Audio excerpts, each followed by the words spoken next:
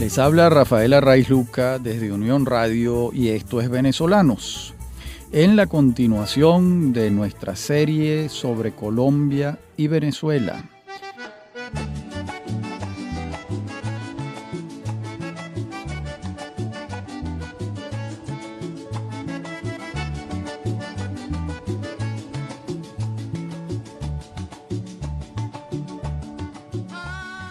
Las relaciones entre ambos países, las similitudes, las diferencias históricas, un ensayo, pues, de análisis comparado, con base en algunos hechos, en anécdotas, en datos y en fuentes históricas también.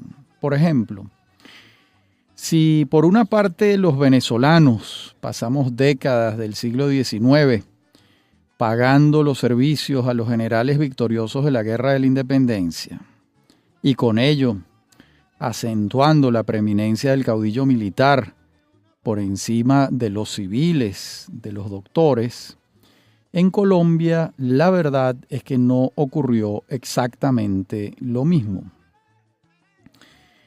Quizás por eso en el imaginario colectivo venezolano pesa tanto la figura del hombre de armas, y en Colombia pesa menos, bastante menos. De hecho, no son los atributos militares los que se ponderan más en la hoja de vida de Francisco de Paula Santander. Son los civiles, los jurídicos, los administrativos. Y esta diferencia, como ustedes pueden imaginar, no es menor, aunque también a cualquiera puede pasársele por alto lo que encierra una diferencia de esta magnitud. Los críticos de la exasperante trama jurídica y burocrática colombiana, que lo es, llaman a esta trama jurídica y burocrática el santanderismo del país, el santanderismo de Colombia, donde todo debe ser diligenciado, judicializado, documentado, y allá añoran una pizca de ejecutivismo militar.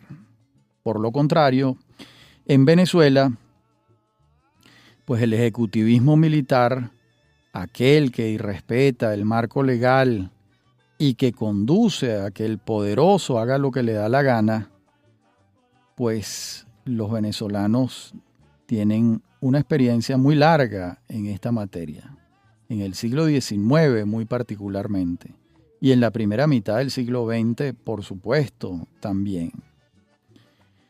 Por otra parte, en Colombia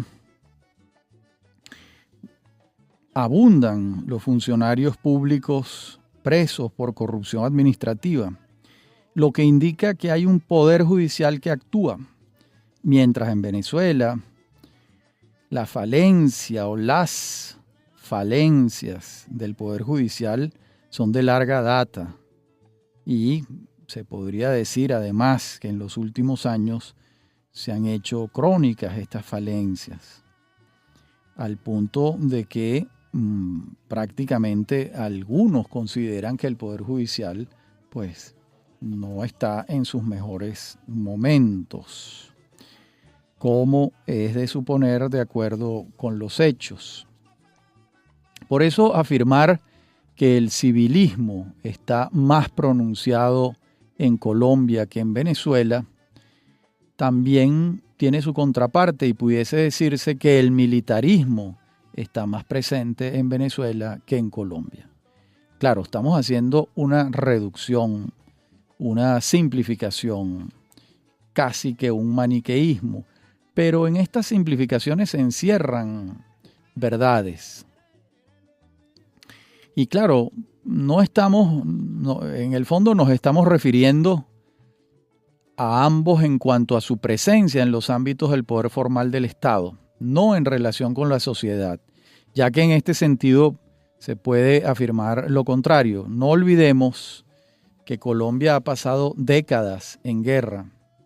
Fíjense, si sumamos la década de la violencia política de los años 50 en Colombia, más el desafío guerrillero que comenzó en 1964, pues la suma se acerca a 70 años de enfrentamientos bélicos de menor y mayor envergadura en Colombia. En cambio, en Venezuela no tiene lugar una batalla desde 1903, cuando ocurrió la batalla de Ciudad Bolívar, y concluyó entonces con este enfrentamiento el caudillismo regional.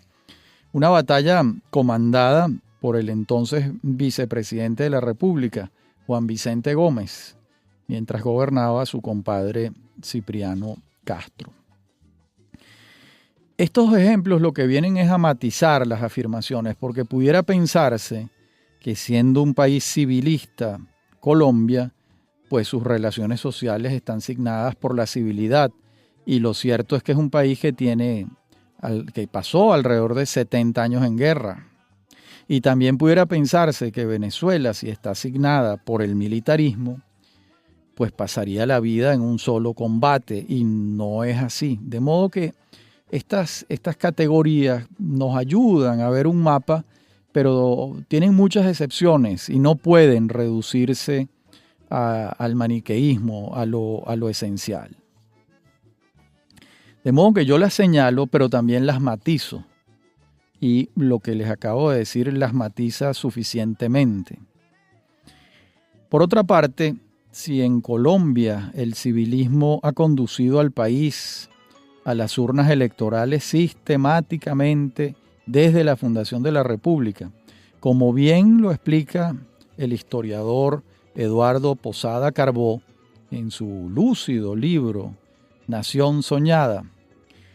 En Venezuela, por su parte, el caudillismo militar en el siglo XIX condujo a 39 alzamientos y revoluciones entre 1830 y 1899, incluida en esta cuenta pues los 5 años de la Guerra Federal, o la Guerra Larga, como también se le llamó. Esto no quiere decir que en Colombia no hubo guerras en el siglo XIX, por supuesto que las hubo, entre otras la Guerra de los 1000 días, famosísima. Pero la urna electoral siempre estuvo allí, en medio de los combates, respondiendo a los resortes civilistas que también tenía y tiene la sociedad colombiana. Esos mismos resortes civilistas en Venezuela no siempre han funcionado aceitadamente, se han oxidado muchas veces, y el mecanismo de los resortes también se ha trabado en muchas oportunidades, y en otras esos resortes en Venezuela han funcionado ejemplarmente. Y todo esto nos lleva a preguntarnos, ¿por qué en el siglo XX Colombia y Venezuela han tenido circunstancias políticas internas tan diferentes?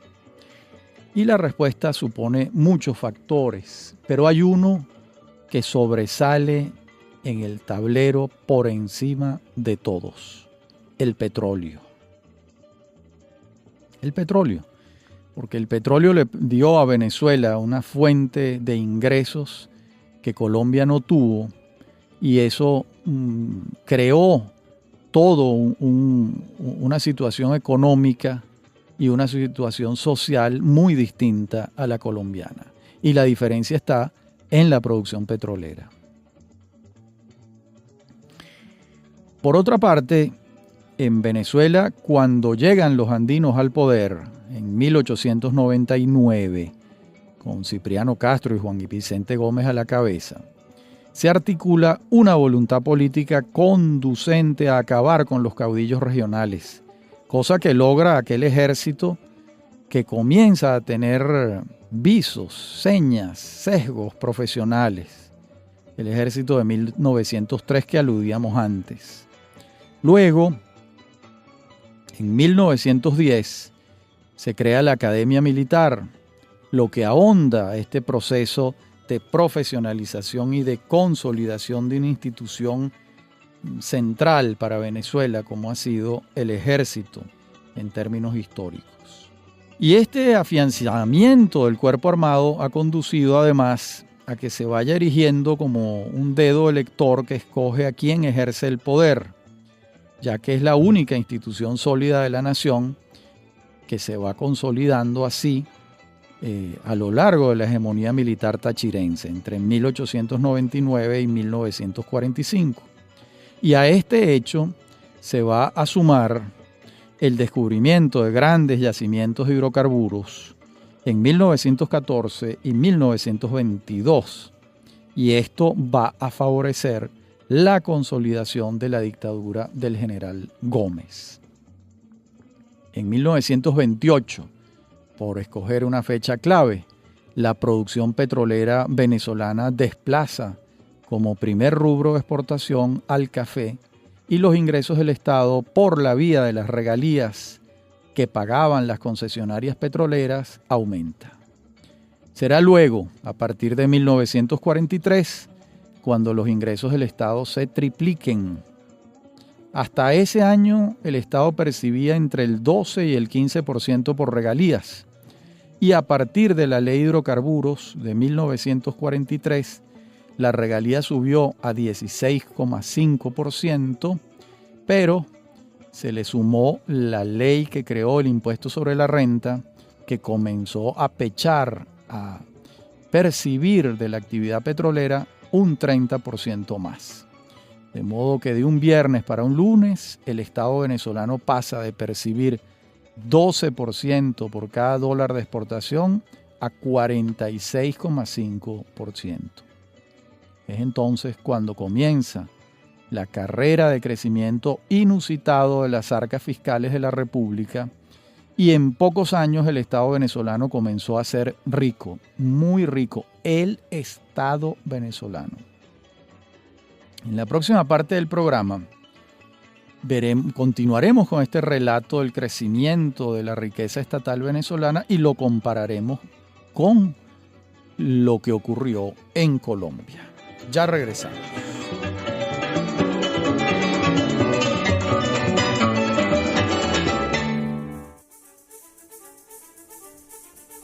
En breve continúa Venezolanos.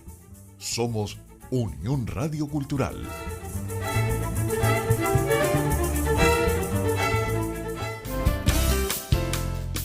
Estás escuchando Unión Radio Cultural. Este y otros programas de Venezolanos los puedes oír en formato podcast a través de Anchor.fm. Para alguna sugerencia sobre este espacio, pueden escribirnos al correo rafaelarraiz@hotmail.com. Somos Unión Radio Cultural.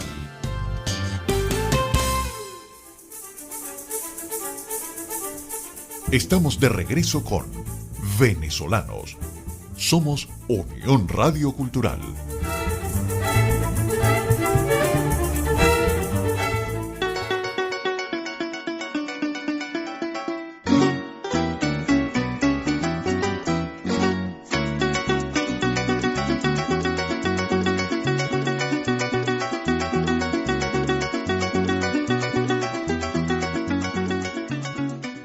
En la parte anterior del programa venía haciéndoles una relación muy sucinta, muy breve, de cómo el Estado venezolano fue percibiendo cada vez una mayor cantidad de ingresos por la vía petrolera. Y habíamos quedado en la ley de hidrocarburos y la ley de impuestos sobre la renta de 1942 y 43. Y esta percepción de mayores ingresos se va a profundizar todavía más con el famoso 50-50, 50 y 50%, que decretó el presidente Rómulo Gallegos en 1948. Y todavía más con el decreto del presidente Edgar Sanabria en 1958, 10 años después, cuando el Estado venezolano pasó a percibir el 63% y las concesionarias el 37%, hasta que llega a su cúspide con la estatización petrolera de Carlos Andrés Pérez en 1976, cuando el 100% del ingreso petrolero pasa a manos del Estado Nacional a través de una empresa petrolera recién creada entonces, que fue Petróleos de Venezuela, Sociedad Anónima PDVSA. Y añadamos que en 1970 la producción petrolera venezolana llegó a 3.800.000 barriles diarios, con un promedio de $2,5 por barril, y que a finales de 1973, con una producción relativamente similar, los precios se dispararon a $14 por barril. La cantidad de dinero que entró en las arcas públicas venezolanas fue inimaginable. Es decir, el Estado creció todavía más, se hizo inmensamente rico. Este relato anterior es totalmente ajeno a Colombia, una república cuyo Estado ha vivido del cobro de impuestos a partir de las políticas keynesianas entre la Primera y la Segunda Guerra Mundial en el siglo XX, y que no contó hasta años recientes con una producción petrolera mayor a los 500.000 barriles diarios.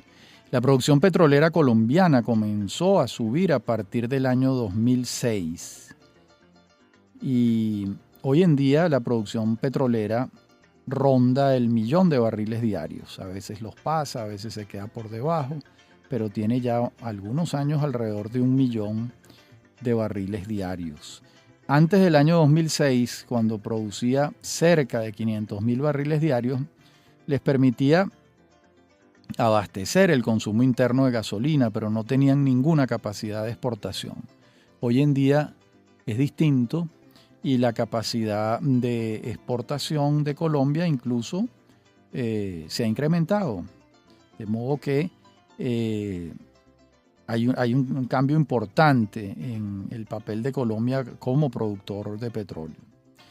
Pero a lo que nosotros nos estamos refiriendo es que jamás el Estado colombiano contó con la montaña de recursos con que dispuso el Estado venezolano. Esto puede ser motivo de envidia por parte de los colombianos hacia los venezolanos, pero es un hecho que la economía de Colombia, se puede decir que desde este punto de vista es más sana, más equilibrada que la economía venezolana, porque el Estado no es ni ha sido un actor económico desproporcionado, como viene siéndolo en Venezuela el Estado desde la aparición del petróleo como industria de gran envergadura, que podemos fijarlo en 1914, o sea que el Estado venezolano en unos 105 años ha dispuesto de ingentes cantidades de recursos y el Estado colombiano no. Y además los desequilibrios políticos que se plantean en cualquier país cuya fuente de la riqueza esté exclusivamente en manos del Estado son de tal magnitud que a mediano plazo nadie los desearía. Eso realmente es así. Cuando el producto de exportación de un país, que representa el 98% de sus exportaciones, está en manos del Estado exclusivamente, se crean unos desequilibrios económicos y políticos de gran magnitud que es muy difícil sortear. Esos desequilibrios los colombianos no los han padecido como los venezolanos sí los hemos padecido a lo largo de nuestra historia en el siglo XX y muy particularmente en el siglo XXI. Y por todo esto que vengo hablando, es que muchos colombianos albergan la imagen de los venezolanos como la de unos hermanos que se sacaron el premio gordo de la lotería y que además botaron la plata. Y en cierto sentido esta simplificación, pues de alguna manera tiene algunos visos de realidad. También habría que preguntarse qué habrían hecho los colombianos en la misma circunstancia. En todo caso, que en Colombia la riqueza la produce la nación con su trabajo es un hecho indudable. Y que en Venezuela el Estado, extrayendo petróleo y vendiéndolo, ha sido el principal generador de la riqueza es también una verdad indudable. Y todo este estado de cosas ha llevado a que en el siglo XX las diferencias entre Colombia y Venezuela fueron muy grandes. Y son, si se quiere, pues las diferencias entre un hermano pobre y otro que se sacó la lotería. No obstante, los últimos 40 años de la economía colombiana, razonablemente bien llevada, han conducido a una situación que ahora los venezolanos envidiamos. Colombia es un país sin inflación, con crecimiento anual sostenido y con seguridad jurídica. Claro, queda pendiente el tema de la violencia, que lamentablemente en estos días se recrudeció con este carro bomba en Bogotá, un hecho que no se veía desde hace muchos años en Colombia, un hecho lamentable verdaderamente. Y en este orden de ideas es el momento de recordar que un Estado sin recursos como fue el colombiano, pues no pudo impedir que la guerrilla llegara a ocupar hasta el 40% del territorio nacional y que los carteles del narcotráfico pusieran al Estado contra la pared en los años 80. Y para lo primero fue necesario el apoyo de los Estados Unidos y el Plan Colombia. Y para lo segundo también se requirió la asistencia de la inteligencia norteamericana para modificar aquel cuadro, aquella situación que tenía Colombia entre el Estado colombiano, me refiero, entre la guerrilla y el narcotráfico. En Venezuela la guerrilla sobrevivió apenas 7 años y fue derrotada. Y realmente nunca fue una amenaza significativa. El Estado venezolano contó con los recursos para tener unas fuerzas armadas equipadas para la tarea. Y ese hecho señala lo evidente. El Estado venezolano, vía explotación petrolera, ha sido notablemente más poderoso que el colombiano, sobre todo a partir de 1914, mientras la empresa privada ha podido crecer con mayor holgura y pertinencia en Colombia que en Venezuela, donde la empresa privada ha competido con un Estado empresario, un Estado interventor, que no le ha fomentado, que no ha establecido el mejor ambiente para que la empresa privada venezolana se desarrolle. Y de lo que vengo hablando, en otras palabras, es de lo que Octavio Paz hablaba cuando se refería a el ogro filantrópico. Se refería al Estado como el ogro filantrópico. Es decir, un monstruo de 1000 cabezas que en todas partes del mundo dice trabajar por los humildes de la tierra y termina en medio del populismo comprometiendo el desarrollo. Algo así como un padre sobreprotector que impide el crecimiento sano del niño, lo protege y lo asfixia. Este ogro filantrópico del que hablaba Octavio Paz, el gran ensayista mexicano, no ha podido existir en Colombia porque no ha tenido los recursos ese Estado para convertirse en un ogro filantrópico. Paz hablaba de ese ogro filantrópico porque en México también en algunos momentos de su historia se vivió de cerca esta circunstancia cuando México fue un productor de petróleo muy muy grande y el Estado era inmensamente rico.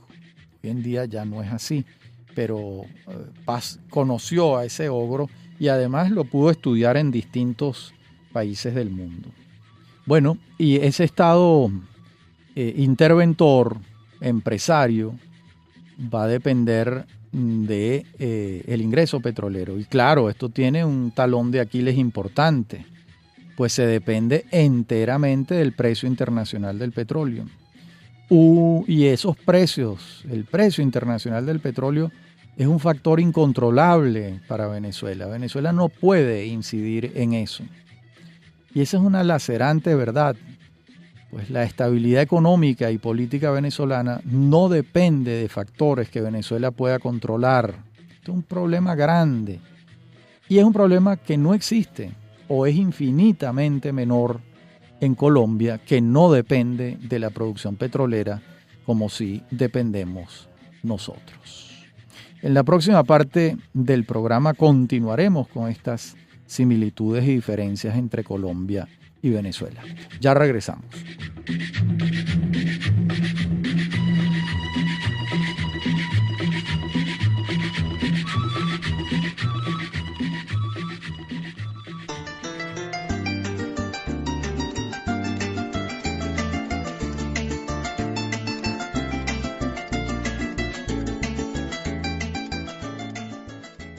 Parte anterior del programa veníamos hablando de los recursos con los que ha contado el Estado venezolano y con los que ha contado el Estado colombiano.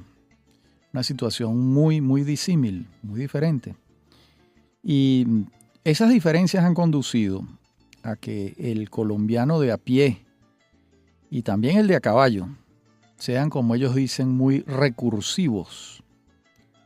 Esto es una expresión muy interesante, recursivos, es decir, tienen recursos personales, quiero decir. Como no cuentan con el Estado para salir adelante en la vida, cuentan consigo mismos, solos y nada más. Y o se hacen recursivos o no sobreviven. Y volvemos a la metáfora del niño sobreprotegido y al niño abandonado. Y es mucho más probable que los instintos de conservación y superación progresen más en el niño abandonado que en el sobreprotegido. Aunque el primero crece con un amor que asfixia, mientras el segundo con un amor que asfixia por su ausencia. De modo que nada es gratis. No estoy proclamando que el abandono sea favorable, pero sin duda conduce a que un gentilicio pueda ser más recursivo que otro, en razón de que no puede contar con el Estado que lo ayude. Y es cierto que la habilidad laboral del colombiano es asombrosa. Esto, quien haya vivido allá lo sabe. Y también lo sabemos los venezolanos que hemos compartido vida durante 60 años con los colombianos aquí. Sabemos que son recursivos, porque no han tenido ninguna otra alternativa. Y esto, a la hora de sacar cuentas, añade pues mucho número a la lista y pesa mucho a favor de una sociedad que quiere ser industriosa y que quiere fundarse en el trabajo. Por supuesto, otras barreras y otras dificultades existen allá para que eso ocurra. De ellas hemos hablado en anteriores programas también. Y hay otro aspecto que no puedo dejar de comentar, y es el de la disparidad del conocimiento entre una nación y otra. Me refiero a que a partir de la violencia que estalla en Bogotá el 9 de abril de 1948, cuando tiene lugar el asesinato de Jorge Eliezer Gaitán y comienza el Bogotazo, que es un hecho histórico lamentable, y que esa violencia se va a prolongar por una década, hasta 1957. Pues a partir de entonces, las emigraciones de colombianos a Venezuela comenzaron a hacerse frecuentes, muy frecuentes. Todavía más, pero ya en cifras millonarias, fueron las oleadas migratorias de colombianos como consecuencia del conflicto armado en nuestro vecino país, el conflicto armado entre la guerrilla y el ejército colombiano, entre la guerrilla y el ejército colombiano, y a eso hay que añadirle también el factor que permaneció unos 10 años del narcotráfico, sobre todo con los desmanes que cometía el cartel de Medellín en manos de Pablo Escobar Gaviria. También el cartel de Cali, pero digamos que menos estropicios causó en la sociedad. Me estoy refiriendo a asesinatos, a carros bombas, etcétera, el cartel de Cali que el cartel de Medellín, por supuesto. Esto no excusa a ninguno y al otro. Es un factor añadido al que vengo señalando. Un factor que va a sumar también la cantidad de colombianos que emigraron a Venezuela a partir de 1964 y hasta nuestros días, cuando empezó el proceso contrario, que es el éxodo de venezolanos hacia Colombia.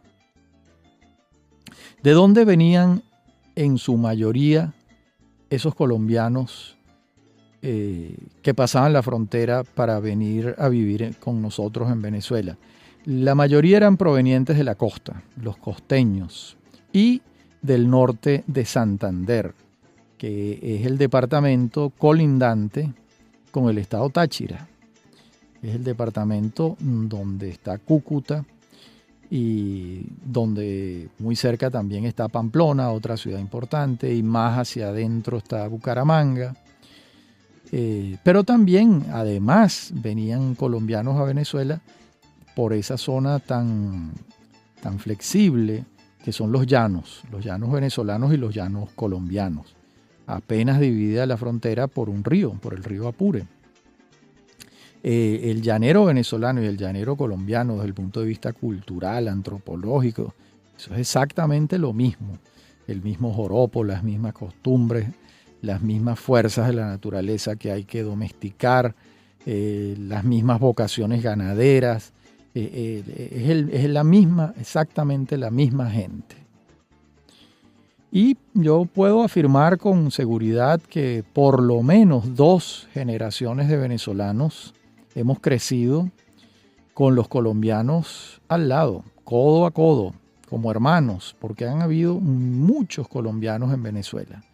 De modo que no son familiares decenas de vocablos y de expresiones, al punto que ya muchas de estas palabras forman parte del lenguaje común del venezolano. La lista es muy larga, pero me refiero en el orden gastronómico, por ejemplo. Aquí hoy en día hablamos de patacones, hablamos de carimañolas, hablamos de una cantidad de vocablos con que se designan piezas de la gastronomía en Colombia y que ya son moneda común en Venezuela.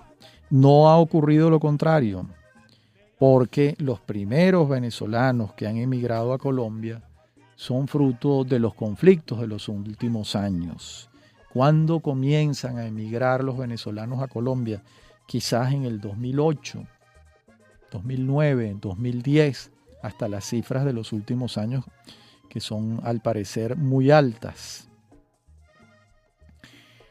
Y de modo que el conocimiento que nosotros tenemos de los colombianos, porque han vivido con nosotros por lo menos durante 2 generaciones, prácticamente casi 60 años, es mucho mayor que el que tienen los colombianos de nosotros. Claro, también está la circunstancia de que hay muchos venezolanos y colombianos binacionales, gente que ha ido y venido, que tienen las 2 nacionalidades porque la Constitución de Colombia y la de Venezuela lo permiten, felizmente, que tienen las 2 nacionalidades, que son hijos o nietos de padres colombianos o padres venezolanos, o sea que se ha ido creando un estamento importante también que pudiéramos llamar de binacionales, de colombianos que son venezolanos y de venezolanos que también son colombianos. De modo que es un hecho evidente que cualquier venezolano a lo largo de su vida entra en contacto con un colombiano por cualquier motivo, aunque no pueda señalarse lo mismo en Colombia, salvo a partir de los últimos años, cuando los contingentes migratorios de venezolanos a Colombia se han incrementado enfáticamente por las razones que todos conocemos, por supuesto, no solo Colombia, también Ecuador, también Perú, Chile, España, los Estados Unidos, etcétera, por la situación social, económica y política que Venezuela ha estado experimentando. De todas estas observaciones, que hemos venido haciendo en estos 3 programas, debo añadir una advertencia. La experiencia que yo relato es bogotana y se me puede decir con razón que Colombia no es solo Bogotá. Eso es cierto, pero también es cierto que la mayoría de los colombianos son habitantes de la región cordillerana del país y que los costeños alcanzan a representar un 20% de la nación y los llaneros colombianos un porcentaje ínfimo. De modo que hacer referencia, o sea, pensar que si estamos hablando de los montañeses bogotanos, estamos hablando de una minoría, no, es lo contrario. Los costeños son los que son una minoría en Colombia, representan el 20% de la nación. Los llaneros es un porcentaje todavía menor, es casi ínfimo el porcentaje. De modo que cuando hablamos de un bogotano, de un montañés, estamos hablando de la mayoría del gentilicio colombiano. En el sentido de que son andinos todos, son cordilleranos, vamos a llamarlo así. Ya se trate de la cordillera de la región cundiboyacense o del eje cafetero en Antioquia, pero son todos habitantes de la cordillera de los Andes. Quienes se salen de ese esquema son los costeños, que son caribeños, aunque ellos, como siempre, se refieren a la costa atlántica, o llaneros, que son los mismos llaneros venezolanos desde el punto de vista cultural. De modo que, hecha esta salvedad, debemos señalar que nos hemos venido refiriendo fundamentalmente a las experiencias bogotanas que he tenido, pero también Bogotá recoge en un alto porcentaje el gentilicio, la idiosincrasia colombiana. No se puede decir lo contrario, no se puede decir, no, es que es bogotano, eso no representa a Colombia. No, no es así. Realmente el bogotano y el cordillerano forma parte de la mayoría colombiana en términos culturales y antropológicas. De modo que recoge en un alto porcentaje lo que pudiéramos llamar el espíritu nacional colombiano, hecha la salvedad que hemos hecho en programas anteriores, según la cual Colombia está integrada por lo menos 5, 6 o 7 países distintos, porque son enclaves con singularidades en su gentilicio muy, muy marcadas. En la próxima parte del programa concluiremos con estas reflexiones, este intento de análisis comparado Colombia-Venezuela. Ya regresamos.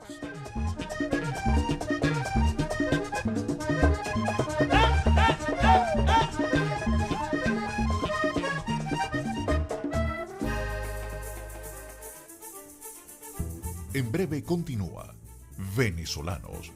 Somos Unión Radio Cultural.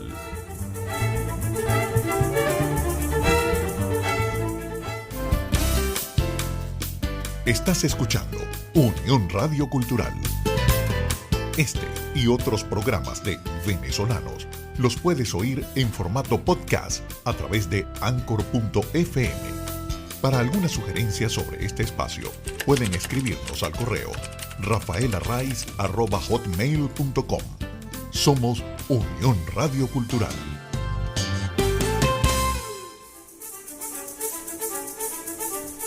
Estamos de regreso con Venezolanos.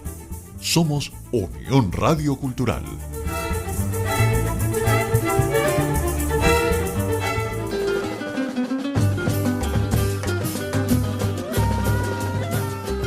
En la parte anterior del programa estábamos señalando sobre qué región pudiera ser mayoritaria como para definir al gentilicio colombiano. Y es realmente algo muy difícil de establecer. Sin embargo, porcentualmente, lo cierto es que el colombiano en su mayoría es montañés de alguna de los ramales de la cordillera de los Andes, porque La región caribeña y la región llanera, siendo muy extensas en territorio, no obstante son muy reducidas en población. Estoy incluyendo en la región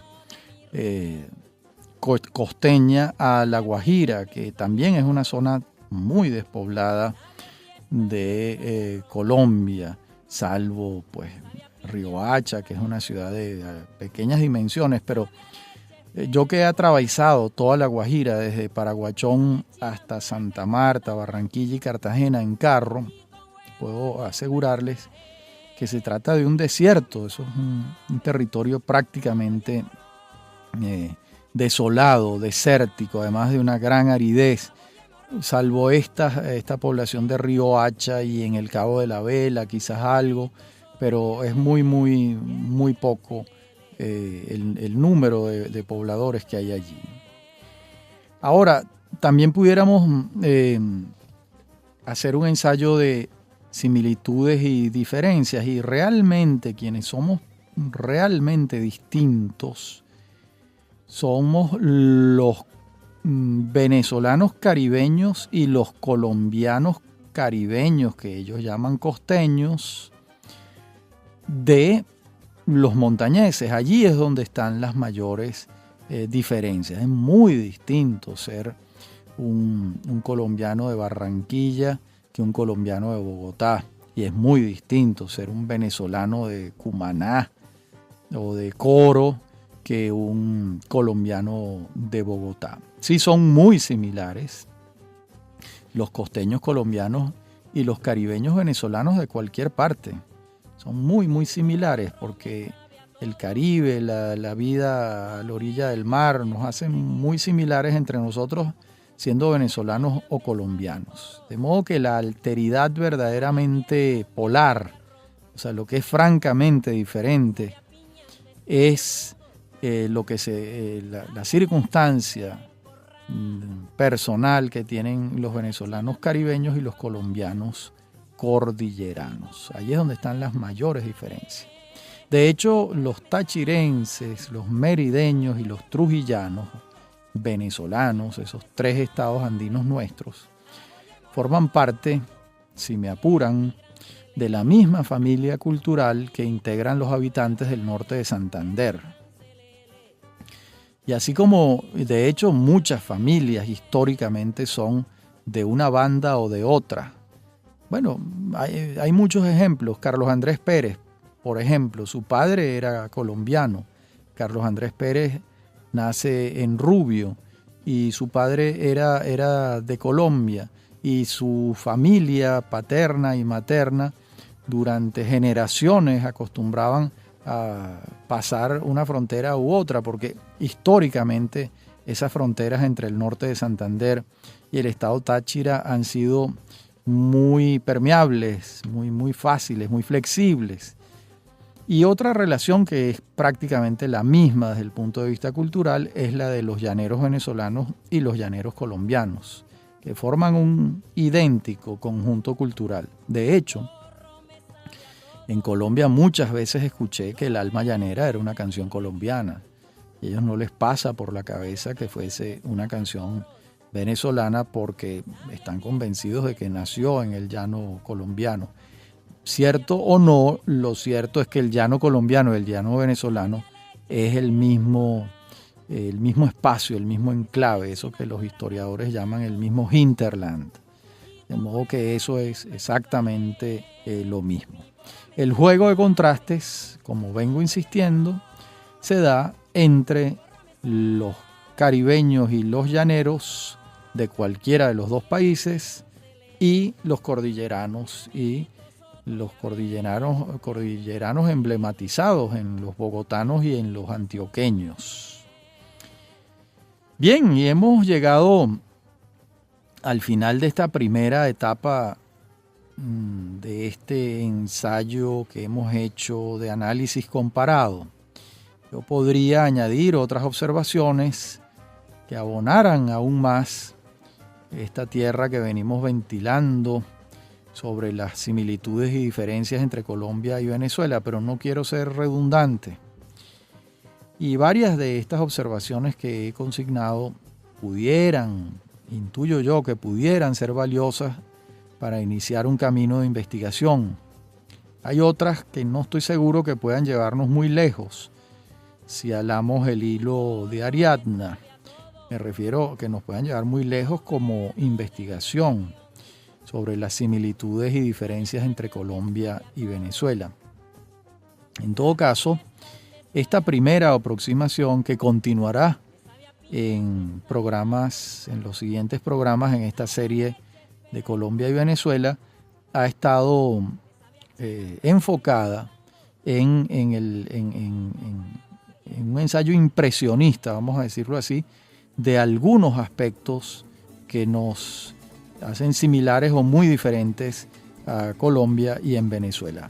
Por supuesto, yo siento una profunda gratitud por muchísimos colombianos que me tendieron sus manos en los años en que viví allí, y puedo decir que llevo a Colombia sembrada en un lugar caliente y muy privilegiado de mi corazón y de mis afectos.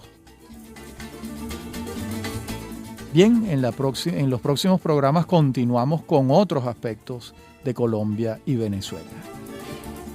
Habló para ustedes Rafael Arraiz Luca y esto es Venezolanos, un programa sobre el país y su historia. Me acompañan en la producción Inmaculada Sebastiano y Fernando Camacho, y en la dirección técnica Fernando Camacho. A mí me consiguen en mi correo electrónico rafaelarraiz@hotmail.com y en Twitter @rafaelarraiz. Ha sido un gusto hablar para ustedes. Hasta nuestro próximo encuentro.